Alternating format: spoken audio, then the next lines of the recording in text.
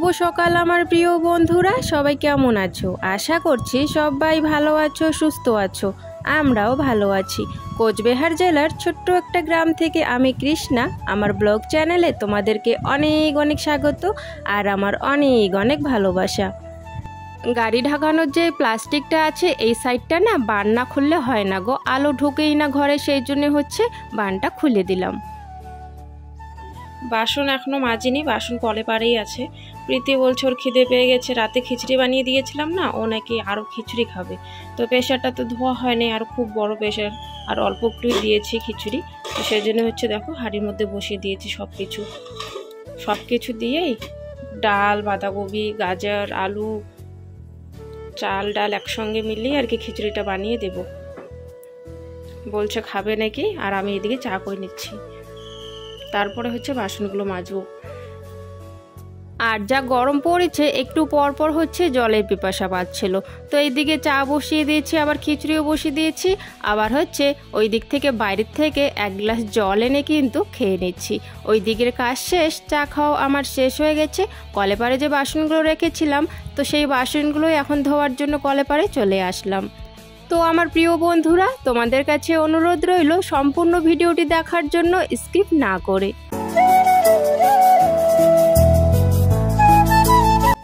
আর এখনও কিন্তু প্রীতম ওঠেনি, আর প্রীতমের বাবাও ওঠেনি, তো কেউই এখনও ওঠেনি। সকালবেলা হচ্ছে আমি আমার বাসি কাজগুলো করে নিচ্ছি, আর মেয়ে যেহেতু খিচুড়ি খাবে বলেছে, সেই জন্য একটু খিচুড়িও বানিয়ে নিলাম।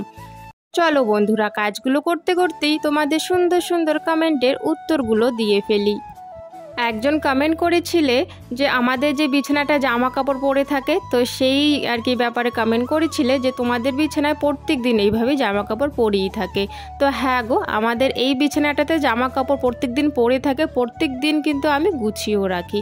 তবে কি বলো তো, এই যে দিনের বেলা যে জামা কাপড় ধুয়ে দেই না, তো দিনের বেলা ওই বিকেলবেলা ওই জামা কাপড় তারের থেকে এনে ওই যে আমাদের বিছানায় রেখে দেই, আর সারাদিনও ওগুলো গুছাই না, রাতে যখন সময় পাই রাতে ওইগুলো গুছিয়ে নেই। সেই জন্য হচ্ছে প্রায় দিনে কিন্তু জামা কাপড় বিছানায় পড়ে থাকে। থ্যাংক ইউ সো মাচ গো সুন্দর একটা কমেন্ট করার জন্য। আর পরের কমেন্টটি হচ্ছে একটু পর তোমাদের সাথে আমি শেয়ার করছি। আর এখন হচ্ছে দেখো, প্রীতিকে আমি কিন্তু খাইয়ে দিয়েছি, তো একটুখানি খেয়েছে। যা খিচুড়িগুলো তোমরা দেখলে সবটা কিন্তু খায়নি, ওই 3 চামচ নাকি 4 চামচ খেয়েছে, তাও আরও জোর করে, তাও বাকিটা পড়েই আছে, এখনও খায়নি। তার মধ্যে আবার দেখো ওকে খাইয়ে আমি বিছানার থেকে তুলে বিছানাটা একটু ঝাড়াঝাড়ি করে নিলাম। ঝাড়াঝাড়ি করার পর হচ্ছে আবারও ওকে বিছানায় শুয়ে দেব। কারণ হচ্ছে এই জ্বরটা আসার পর থেকে না মাথাটা ওর খুব ভার হয়ে গেছে গো, বসে থাকতেই পারে না। তো এখন আপাতত যখন এই বিছানাটা ঠিক করছিলাম, ওই বিছানায় শুয়ে রেখেছিলাম, আর এখন এই বিছানাটা ঠিক করার পর এই বিছানায় আবার নিয়ে আসলাম। তো ওকে শুয়ে দিয়ে এইদিকে আমি কিছু জামা কাপড় নিয়ে আসলাম। এই যে প্রীতমের স্কুলের ড্রেস, প্রীতমও আজকে স্কুল যাবে না, ওর একটু সর্দি লেগে গেছে। বাড়িতে যদি একজনের জ্বর হয় না, আস্তে আস্তে আর একজনের জ্বর হয়ে যায়, এরকমটাই হচ্ছে। সবার বাড়ি বাড়ি এখন জ্বর। আমাদের যে এই পাড়াটা আছে না, সবার বাড়ি বাড়িতে একজন না হলেও একজন অসুস্থ হয়ে পড়ে আছে।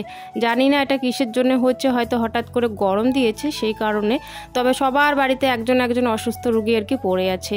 তো যাই হোক, প্রীতম যেহেতু আজকে স্কুলে যাবে না, তো সেই জন্য হচ্ছে প্রীতমের স্কুলের ড্রেসটা ধুয়ে দিচ্ছি, আর হচ্ছে কিছু জামা কাপড় আছে, সেই জামা কাপড়গুলো ধুয়ে দিচ্ছি এখন। যেদিনে জামা কাপড় ধুই না, ঠিক এইভাবেই কষ্ট করেই আমাকে জামা কাপড়গুলো ধুতে হয়। কলের পাড়ের অবস্থাটা তোমরা দেখতেই পারছো কী রকম, এক ফোঁটাও জায়গায় নেই যে ভালো করে জামা কাপড়গুলো আর কি ধুবো। তো এইভাবেই আর কি কষ্ট করে আমাকে না জামা কাপড়গুলো ধুয়ে নিতে হয়। জামা কাপড়গুলো ধুয়ে নিয়েছি, আর এখন হচ্ছে চলে গেলাম বাইরে হচ্ছে জামা কাপড়গুলো মেলে দিয়ে এসে চান করে এখন মনে পড়লো ড্রামটা হচ্ছে পরিষ্কার করে নিই। তো সেই জন্য হচ্ছে এখন দেখো ড্রামটা পরিষ্কার করার জন্য বসে পড়েছি। চান করার আগে এক ফোঁটাও মনে ছিল না যে ড্রামটা ধুয়ে দেবো, তবে হ্যাঁ বের করে রেখেছিলাম, এদিকে সামনেই রেখেছিলাম। এই যে জামা কাপড় ধুয়ে দিয়েছি, অনেকটাই গরম লাগছিল, সঙ্গে সঙ্গে এসে চানটা করে নিয়েছি। তারপরে দেখি এই যে ড্রামটা আমি ধুইনি, তো তারপর ড্রামটা ধুয়ে নিলাম আর কি। ঠাকুরটা দিয়ে এখন দেখো রান্নাঘরে চলে এসেছি। ভাতও কিন্তু আমার হয়ে গেছে প্রায়।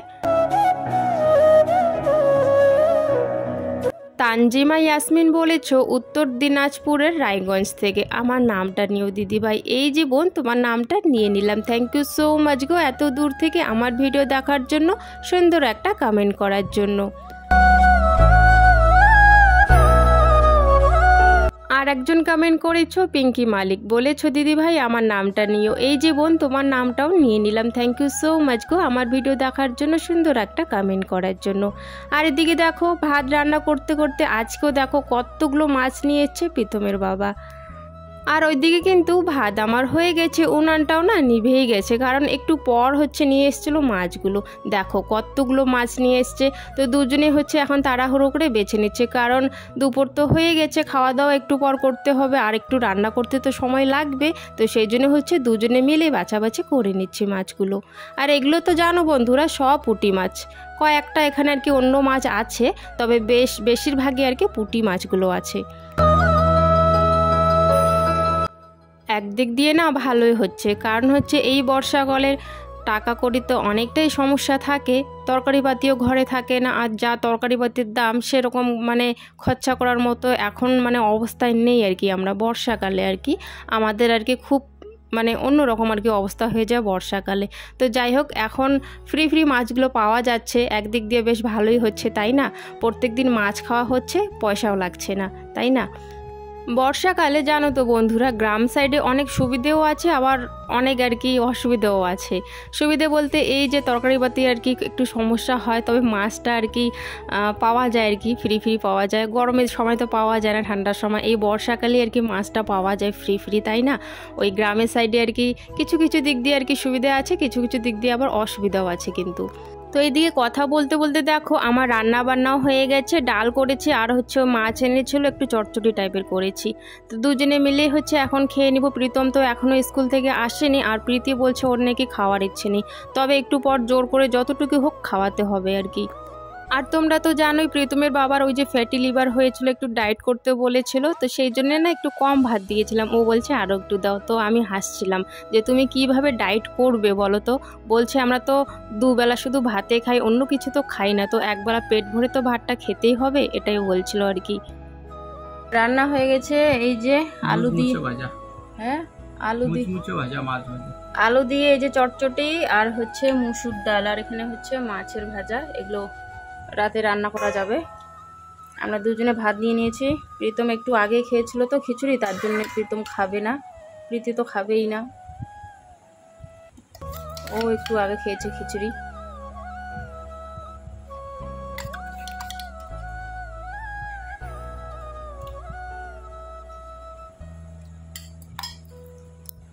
তো বন্ধুরা খাওয়া দাওয়া হয়ে গেছে, মাত্র খাওয়া দাওয়া হলো। দেখো এখনো কি রোদের তাপ, আর আজকে জানো তো খাওয়া দাওয়া করতে দেরি হয়ে গেছে। এখন কিন্তু বাজে 4:30। তো এখন 4:30 বাজে, খাওয়া দাওয়া মাত্র হলো, আজকে দেরি হয়ে গেছে। আর এদিকে দেখো সকালবেলা ড্রামটা পরিষ্কার করে রেখেছি জল আনার জন্য। এই যে দেখো ড্রামটা অনেকক্ষণ ধরে ভালো করে লাঠি ভিতরে ঢুকিয়ে ভালো করে পরিষ্কার করেছি, এখন গিয়ে একটু পরিষ্কার হয়েছে। সকালবেলা যে জামা কাপড়গুলো ধুয়ে দিয়েছিলাম বিকেল হয়ে গেছে, এখন কিন্তু শুকিয়ে গেছে, অনেক আগেই শুকিয়ে গেছিলো, তবে বাড়ির কাজে একটু ব্যস্ত ছিলাম, সেই জন্য জামা কাপড়গুলো নেওয়া হয়নি। তো এখন খাওয়া দাওয়া করে জামা কাপড়গুলো তুলে নিচ্ছি। আর এখানে জানো তো প্রীতমের বাবা কিন্তু আমাকে ক্যামেরাটা করে দিচ্ছে।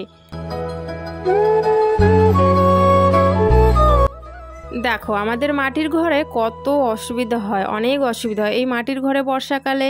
এই যে ঘুগড়ি, চেরা, ব্যাং লাফালাফি করে অনেক কিছু বের হয় জানো তো। এর মাঝেই কিন্তু আমাদের এই খাওয়া দাওয়া করতে হয়, থাকতে হয়, অনেক কষ্ট করে কিন্তু আমাদের জীবনযাপনটা কিন্তু এই মাটির ঘরে আর কি করতে হচ্ছে। আমাদের অনেক কষ্ট হয় মাটির ঘরে, তবে কিছু করার নেই। কষ্ট হলেও এইভাবেই কিন্তু হাসি খুশি আর কি থাকার আমরা চেষ্টা করি সব সময়।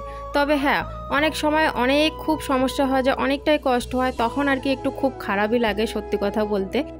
ভালো জামা কাপড় পরা, ভালো খাওয়া দাওয়া, তো এইসব করতে হলে তো ভালো ইনকামটাও লাগবে, তাই না? আর সেই ইনকামটা কিন্তু আমাদের নেই, তো কিচ্ছু করার নেই, আমাদেরকে এইভাবেই আর কি চলতে হবে।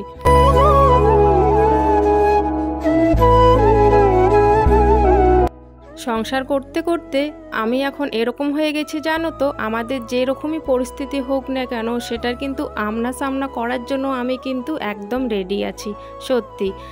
আর বন্ধুরা তোমরা কিছু মনে করো না, আমি যখন ভয়েসটা দিচ্ছিলাম না তখন এই যে আমনা সামনা মানে এটার বাংলাটা কি বলবো সেটা না খুঁজে পাচ্ছিলাম না। অনেক সময় দেখবি তোমরা এরকম হয়, অনেক সময় দেখো আমরা কিন্তু কয়েকটা মানে একটি শব্দ ইংলিশ জানি তবে ওটার বাংলা কিন্তু জানি না, হয় না অনেক সময়। তো আমার আর কি এরকম হয়ে গেছে ভয়েস দেওয়ার সময়, তো আমি মনে করতেই পারছিলাম না, তো যেটা আমার মুখে এসছে সেটাই কিন্তু আমি বলে দিলাম।